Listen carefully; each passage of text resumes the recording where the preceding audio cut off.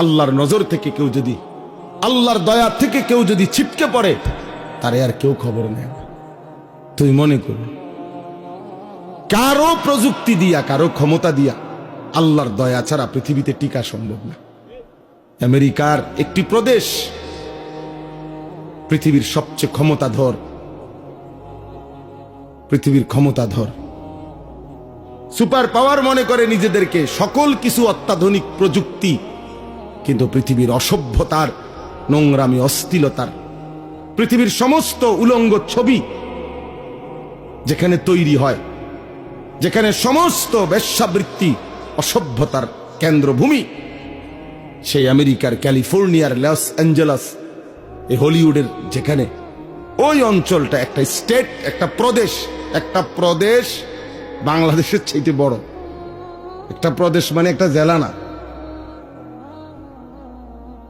এই একটি স্টেট প্রদেশ পুরা জ্বলে আল্লাহর আযাবে, আগুনে ছাই হয়ে গেছে। আজকে 8 দিন 10 দিনের মতো হয়ে গেছে, এখনো আগুন নিভাইতে পারে না, এখনো পুড়তেছে, এখনো পুড়ে যাচ্ছে। কোন 14,000 ফায়ার সার্ভিস কর্মী একসাথে 24 ঘন্টা ধরে পানি দিতেছে। পৃথিবীর সকল দেশের আশেপাশে, যার দেশে যত রকমের আগুন নিবানোর অত্যাধুনিক প্রযুক্তি আছে, সবাই পাঠাইছে, উপর থেকে বিমানের মাধ্যমে, নিচে, এবং আরো আশ্চর্য হলো সাগরের পারে ওই স্টেট, গোটা সাগরের পানি শুকায় লাইতেছে, মাগার আগুন নিবান। আল্লাহ না নিবান পর্যন্ত খোদার গজব কেউ থামাইতে পারবে না। এজন্য বন্ধু, আল্লাহর নজর থেকে কেউ সরে গেলে, হ্যাঁ এটাই নিয়ম। 16 বছর আমরা দেখছি প্রত্যেকটা অঞ্চলে অঞ্চলে, গলিতে গলিতে জালেমের দম্ভ। আজকে যখন আল্লাহর নজর আল্লাহ সরায় নিছে, আর এই ছোট্ট কিশোর নওজোয়ানদের হাতে পরাজিত হয়ে ফ্যাসিস্ট জালেম যখন পলাইছে, কই তার এই লাখ লাখ অনুসারীদের একটা নিঃশ্বাসও ফেলে না এখন আর।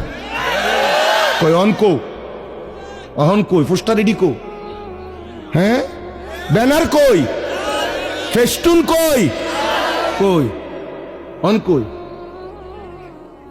কি রে বেটা কই? এইভাবে হারায় গেল না। হাইসো না, সবক নাও, সবক, সবক নাও বাবা। আমি রাজনীতির মানুষ না, আমার উদ্দেশ্য হলো এই কথা বুঝানো। কই 16 বছরে তো মনে হইছে বাংলাদেশের 1 ইঞ্চি জায়গা তাদের হাত থেকে বাহিরে না, সবটা আগলাইয়া রাখছে। কোন কই?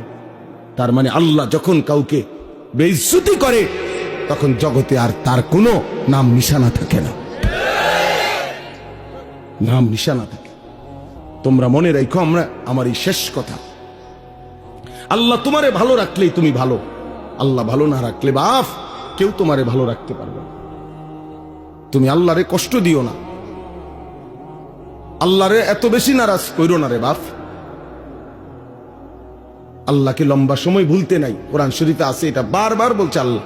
আল্লাহ বলছে, বান্দা আমারে বেশি সময় ভুলে যেও না, আমি যদি লম্বা সময় ভুলে যাও, একদিন আমি তোমাকে তোমার পরিচয় ভুলাই দেব। ফাআনসাহুম আনফুসাহুম, একদিন তোমার কবর আখিরাত ভুলাই দেব, আত্মপরিচয় ভুলাই দেব, তখন তুমি আর মানুষের মুমিনের পরিচয় থাকবে না। এই জন্য দয়া করে রাত গভীরে এই আমার শেষ কথা এটা। চলেন আর অল্প একটু সময়, এবার আমি যে আয়াতটা পড়ছি এটার উপরে একটু কথা বলি।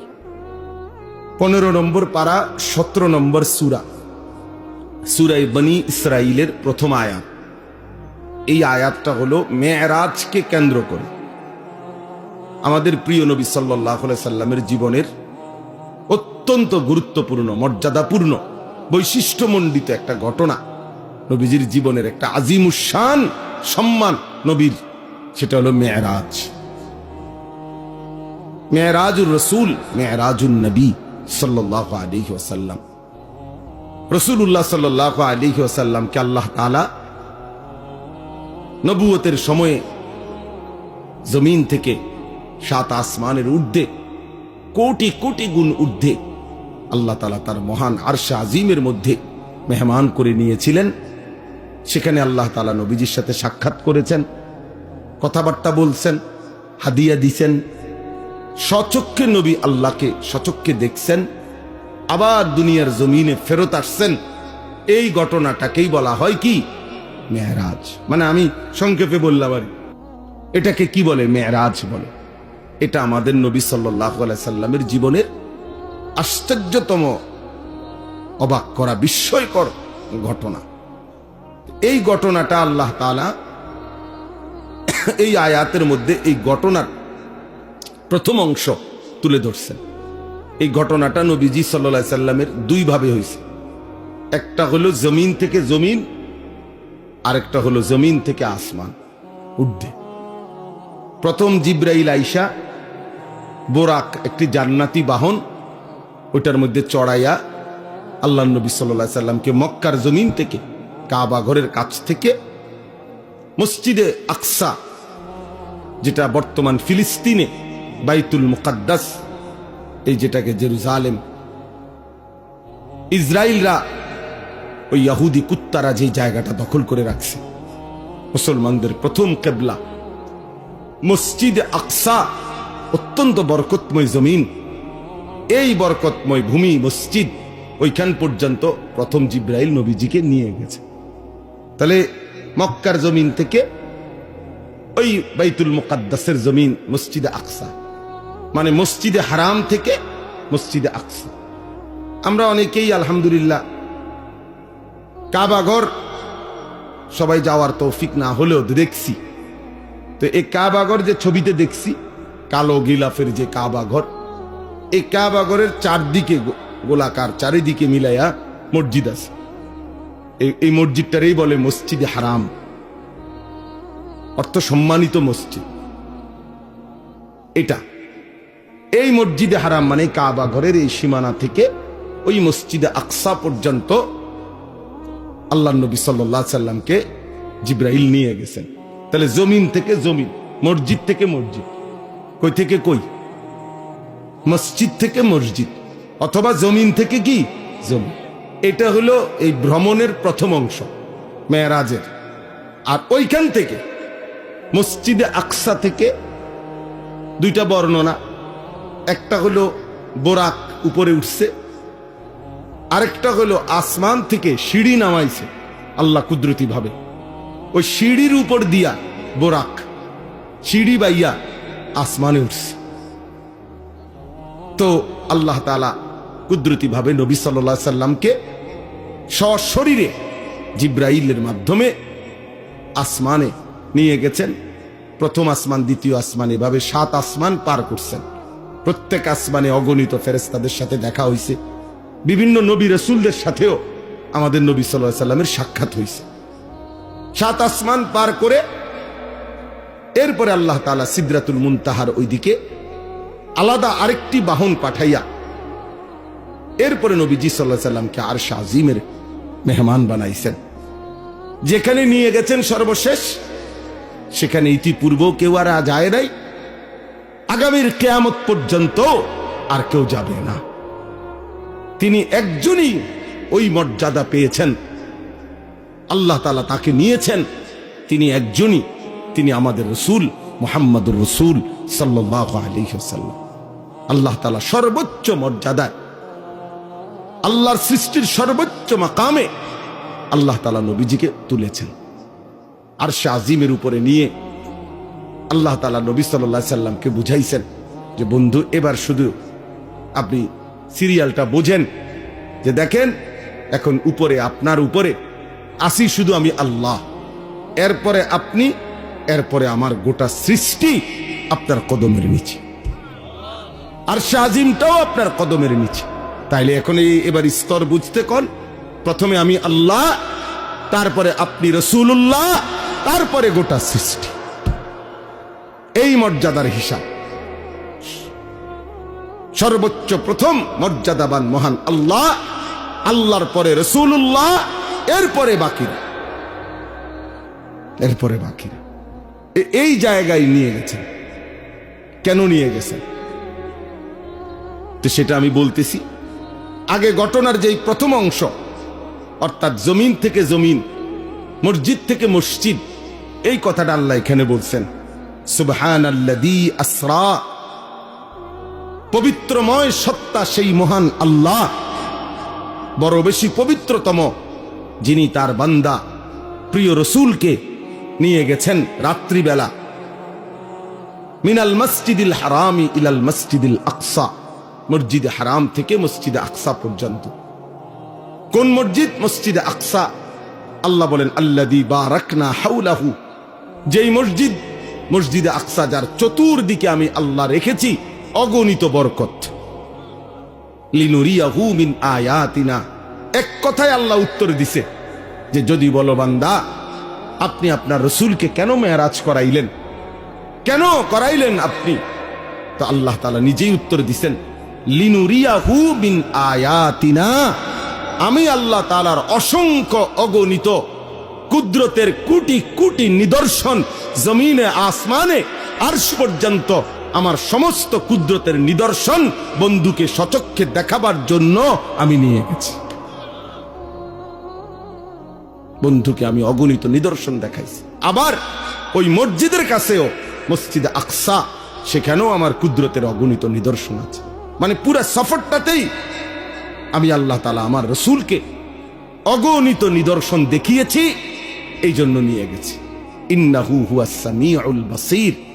ঘটনা শুনে এই দেখেন আল্লাহ তাআলা বলেন আমার রসূলের মেরাজের ঘটনা শুইনা তোমরা কে কি মন্তব্য করছো, কে কি গ্রহণ করছো, কে কদ্দুর গ্রহণ করেছ, কে বর্জন করেছ, কে টিটকারি করছো, আমি সবটা আমি আল্লাহ শুনেছি, শুনতেছি, এবং আমি আল্লাহ সচক্ষে দেখি।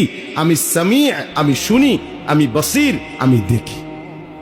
এত বড় বন্ধুকে পেয়ে, এত বড় বন্ধুর মর্যাদা শুনে তোমরা ইমানদাররাই বা কি করলা, নাফরমানরাই বা কি করলা, আমি এটা শুনতেছি, আমি এটা দেখতেছি।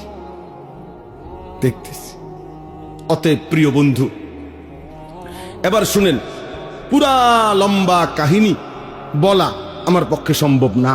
এত রাত আপনাদের ইমাম সাহেবরা নিজ নিজ মসজিদের মধ্যে এটা বলে, মোটামুটি এটা নিয়ে আলোচনা হয়। আমি ঘটনা পুরা শুনাইতে চাচ্ছি না, আমি শুধু দুই তিনটা ছোট্ট ছোট্ট কথা মেরাজের ঘটনার থেকে বলতে চাই। এক নম্বর কথা হলো, রাসূলুল্লাহ সাল্লাল্লাহু আলাইহি সাল্লামকে আল্লাহ তাআলা এই মেরাজে কখন নিলেন? নবী সাল্লাল্লাহু আলাইহি সাল্লাম যখন আল্লাহর দ্বীন প্রচারের জন্য, দাওয়াতের জন্য মানুষের কাছে কালেমার দাওয়াত পৌঁছাইতে গিয়ে জুলুম, নির্যাতন, বেইজ্জতি, অপমান, এর চূড়ান্ত অপমানের শিকার হইছেন, জুলুমের শিকার হইছেন। এরপরে আল্লাহ তাআলা নবীকে তার সর্বোচ্চ মেহমান বানিয়ে মেরাজে নিয়ে গেছে। নবী সাল্লাল্লাহু আলাইহি সাল্লাম 10 বছর মক্কায় কালেমার দাওয়াত দিছেন। প্রতিদিন মক্কার কাফের কুরাইশরা দিবানিশি বিরোধিতা করছে, জুলুম করছে, নির্যাতন করছে, শারীরিক মানসিক সর্বদিকে। নবীর শরীরেও আঘাত করছে, মানসিকভাবে গালি গালাস, মন্দ সন্দ বলতো। নবীজি সাল্লাল্লাহু আলাইহি সাল্লাম কষ্ট পাইতেন, কখনো বলতো পাগল, গণক, জাদুকর, ইত্যাদি ইত্যাদি। আল্লাহ নবী সাল্লাল্লাহু আলাইহি সাল্লাম একদিনের জন্য কারো বিরোধিতায়, কারো জুলুমে, নির্যাতনে, শত্রুতায় আল্লাহ নবী তার কালেমার দাওয়াত বন্ধ করে নাই। 10 বছর পরে নবীজির বয়স হইছে 50, মানে 40 বছর বয়সে শুরু হইছে। তাহলে আরো 10 বছর যদি মানুষকে আল্লাহর দিকে ডাকে তো কয় বছর হইল? 50। আর নবুয়তের বছর কত? 10। নবুয়তের সময় পার হইল কত? দাওয়াতের টাইম গেল কয় বছর? 10 বছর। এই 10 বছর পরে নবীজির বয়স যখন 50, তখন নবীজির 2 জন ঘনিষ্ঠ মানুষ ইন্তেকাল করছেন। একজন চাচা আবু তালেব, আরেকজন নবীজির স্ত্রী আম্মাজান খাদিজা রাদিয়াল্লাহু তাআলা আনহা। খুব কাছাকাছি, 1 সপ্তাহের ব্যবধান, 5 থেকে 7 দিনের ব্যবধানে চাচাও মারা গেছেন, স্ত্রীও মারা গেছেন, ইন্তেকাল করছেন। নবী সাল্লাল্লাহু আলাইহি সাল্লামের উপরে মক্কার কাফেররা এই ঘটনার পরে, উনাদের দুইজনের ইন্তেকালের পরে এবার জুলুমের মাত্রা আরো বাড়ায় দিছে। আমি খুব দ্রুত বলতেছি সংক্ষেপে। নবী সাল্লাল্লাহু আলাইহি সাল্লাম তখন এই মক্কা ছেড়ে, মক্কা থেকে পার্শ্ববর্তী তায়েফ, এই 10তম বছরের পরে 11তম বছরে নবীজি তায়েফ গেছে। তায়েফে কালেমার দাওয়াত দিছেন দীর্ঘ 1.5 মাস পর্যন্ত, কিন্তু একটি লোক তায়েফের কালেমা গ্রহণ করেনি, নবীজির কথাটাকে গ্রহণ করেনি, বরঞ্চ সবাই দূর দূর করে তাড়ায় দিছে। এমনকি এই তায়েফের সর্দাররা তাদের ছেলেদেরকে, কিশোর ছেলেদেরকে লাগায় দিছে, এই লোকটা পাগল, নাউজুবিল্লাহ, যত মারো পাথর মেরে তারে বের করে দাও। আল্লাহ নবী সাল্লাল্লাহু আলাইহি সাল্লামকে তায়েফের বাচ্চারা অজরে পাথর মারছে, সারা দেহ নবী সাল্লাল্লাহু আলাইহি সাল্লামের রক্ত ঝরছে। নবীজির সাথে যেই সাহাবী ছিলেন, নবীজির পালক পুত্র যায়েদ ইবনে হারেসা, তিনি বলেন, আল্লাহর কসম, সেদিন তায়েফের রক্তে নবীজির পায়ের জুতা পা মোবারকের সাথে এইভাবে লাইগা গেছে, আমি যায়েদ কোনোভাবেই জুতা মোবারক খুলতে পারতেছিলাম না, এত রক্ত ঝরছে নবীজি। রাত্রিবেলা নবী সাল্লাল্লাহু আলাইহি সাল্লাম একটা আঙ্গুরের বাগানে তায়েফ থেকে ফিরে এই রক্ত মাখা শরীর নিয়ে আশ্রয় নিছে। রাত গভীরে আল্লাহ নবী, আমরা কিতাবে পড়ছি, নবী সাল্লাল্লাহু আলাইহি সাল্লাম বড় খুব কাঁদছেন রাত্রে, ওই রাত্রে ভীষণ কাঁদছেন নবীজি, আল্লাহর কাছে কাইন্দা দোয়া করছে। মাওলা, লম্বা একটা দোয়া আছে হাদিসে, আমরা পড়ছি এটা। এই দোয়ার মধ্যে নবী অনেকগুলো আবেগে বলছে আল্লাহর কাছে, আল্লাহ, আপনি আমারে কেমন উম্মত দিলেন, আমি তাদেরকে আপনার দিকে ডাকলাম, তারা বিনিময়ে আমাকে এভাবে পাথর মারল। আপনি আমারে কেমন শত্রুর কাছে দিলেন, আপনি আমারে কেমন অপরিচিত মানুষের কাছে দিলেন, যারা তাদের নবীকে এক বিন্দু কদর করল না, এভাবে পাথর মারল। এভাবে অনেক মনের আবেগে আল্লাহর কাছে অনেক কথা বলে, দেখেন একটা কথা ওই হাদিসে আছে, ওই দোয়ার মধ্যে নবী একটা কথা বলছে, তবে আল্লাহ, মনের কষ্ট যাই তা বললাম, তবে আমার একটাই কথা, যদি আপনি আসমানওয়ালা মালিক আমার, আপনি যদি ইনলাম তাকুন আলাইয়া গাদাবুন ফালা উবালি, এই মাওলা, যদি আপনি আমার উপরে নারাজ না হন, আপনি যদি বলেন আপনি আমার উপরে অসন্তুষ্ট হন নাই, আপনি খুশি আছেন, তো আল্লাহ কসম, ফালা উবালি, আমি কোনো পরোয়া করি না, আমার কোনো চিন্তা করি না, আপনি রাজি থাকলেই আমার চলবে। এই কথাটা নবী বলছে যে মাওলা, আপনি নারাজ হইয়েন না, আপনি আমার উপরে রাজি থাকেন, আমি বলবো, আমি দাওয়াত দিবই, আমি বলেই যাব। তো আল্লাহর নবী সাল্লাল্লাহু আলাইহি ওয়াসাল্লাম মক্কায় ফিরে আসছে। এই দেখেন ছেলেরা, বাপ, তোমরাও শোনো, এই যখন নবীজি এই রক্তাক্ত হয়ে মক্কায় ফিরে আসছে, এই 11তম বছর, 51 বছর নবীজির বয়স, এই তখন মক্কাবাসী এত বেশি বিদ্রুপ করছে নবীজিরে, রাত দিন টিটকারি করতে লাগছে, হায় মুহাম্মদ, তুমি শুনলাম তোমারে আল্লাহ বলে অনেক ভালোবাসে, তোমারে অনেক মর্যাদা দিব, তোমার অনেক সম্মান, কত কথাই তো তুমি কইলা, কত কিছুই তো শুনাইলা আমাগরে, কই আজকে আমরাও তোমারে তাড়ায় দিলাম, তায়েফে গেলা, সেখানের তারাও তোমারে তাড়াইয়া দিল, এমন কি ছোট ছোট বাচ্চারা তোমারে পাথর মারে, তো তোমার সম্মান কই, আর তোমার আল্লাহ কই, কই তোমার মর্যাদা, কই তোমার সম্মান? চিন্তা করে দেখেন। আচ্ছা, এই কথাটা বলার পর রাসূলুল্লাহ সাল্লাল্লাহু আলাইহি ওয়াসাল্লামের কলজাটার মধ্যে কেমন কষ্টটা লাগছে, একবার দুইবার না, পথে ঘাটে বলতে লাগছে যে হায় মুহাম্মদ, তোমার ইজ্জত কোথায়, সম্মান কোথায়, তোমার আল্লাহ তোমারে কই মর্যাদা দিল, তোমার বাচ্চারা পর্যন্ত পাথর মারে। এই তখন আল্লাহ তাআলা এই ঘটনার পরে তায়েফ থেকে ফিরে আসার কিছুদিন পর আল্লাহ তাআলা নবী সাল্লাল্লাহু আলাইহি সাল্লামের ব্যাপারে যখন মক্কাবাসী এইভাবে বিদ্রুপ করতে লাগছে, তখন আল্লাহ একদিন জিব্রাইলকে বলছে, জিব্রাইল যাও, যাও জিব্রাইল, আমার বন্ধুকে আমার কাছে নিয়ে আসো। বন্ধু আমার অনেক দিন কষ্ট সইছে, আমার বন্ধুর প্রতি ফোঁটা রক্ত আমি দেখছি, আমি বন্ধুর চোখের পানি দেখছি। যাও, আজ আমি বন্ধুকে সম্মান দেব, গোটা পৃথিবীবাসীকে দেখায় দেব আমার বন্ধুর ইজ্জত কাকে বলে, সম্মান কাকে বলে, আজ দেখায় দেব। এই জিব্রাইলকে পাঠাইয়া জমিন থেকে 7 আসমানের ঊর্ধ্বে আল্লাহর আরশে নিয়ে গেছে, নিয়ে বলছে পৃথিবীবাসী এবার দেখো প্রিয়জনের সম্মান কি।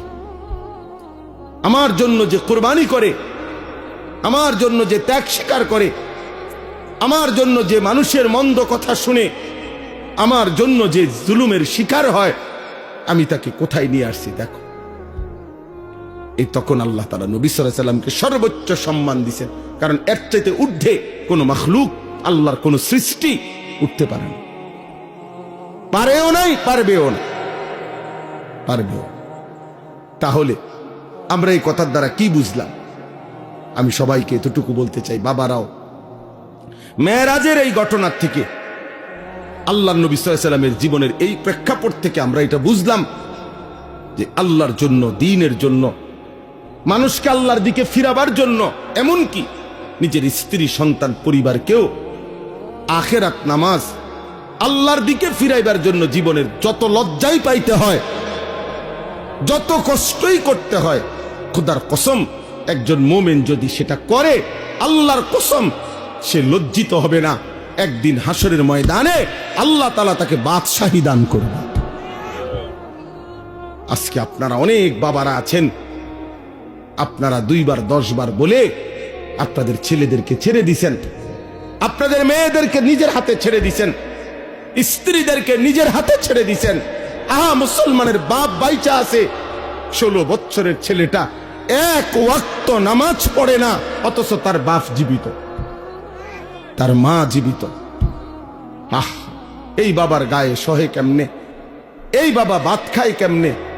কোনদিন ফজরের নামাজ ছেলেটা পড়ে না, কোনদিন পড়ে না।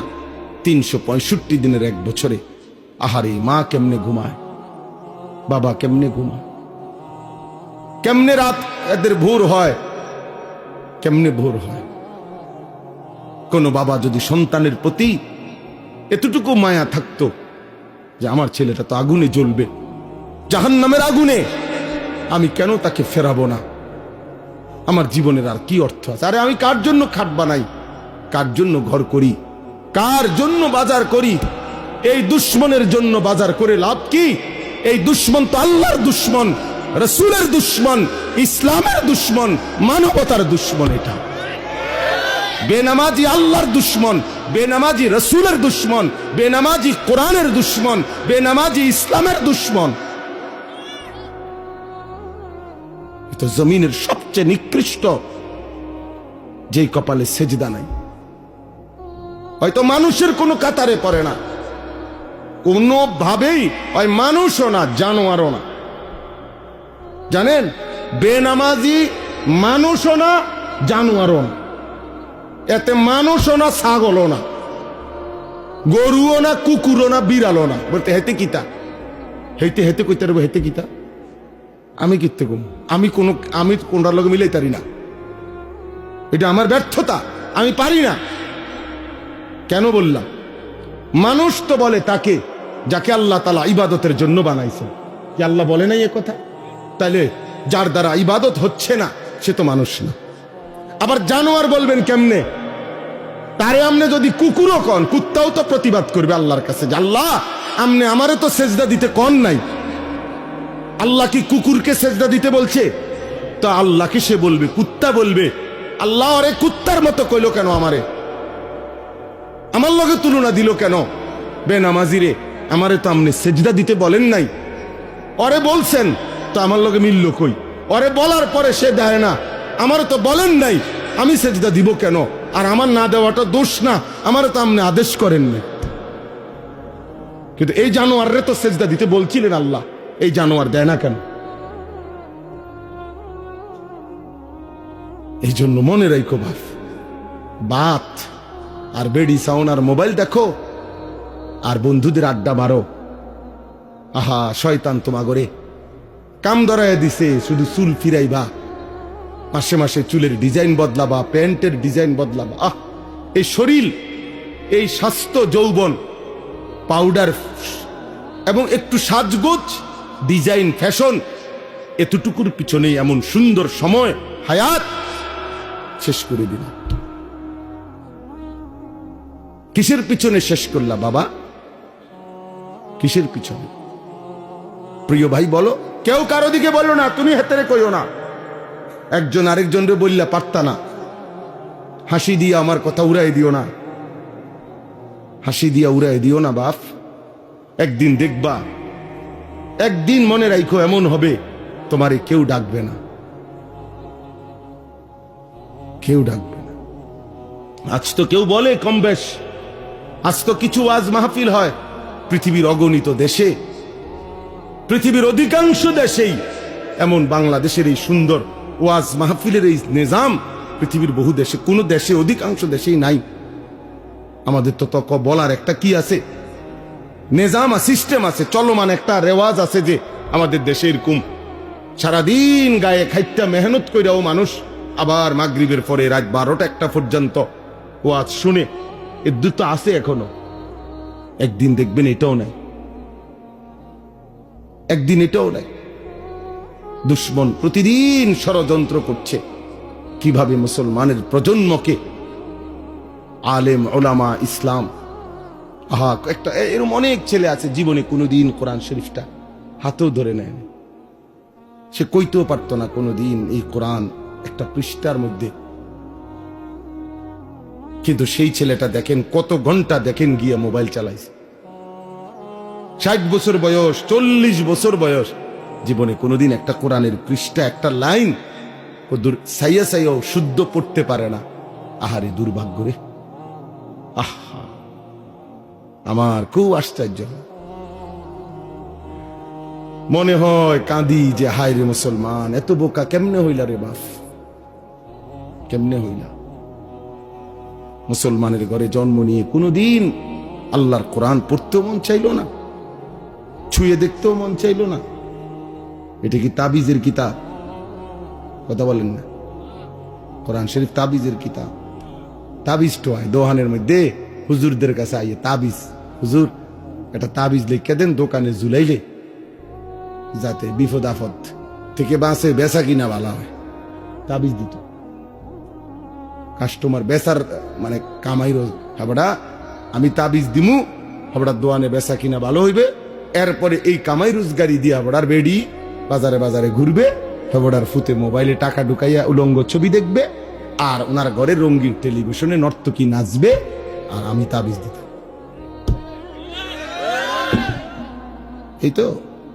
এই তো বিবেক, এই তো ইনসাফ।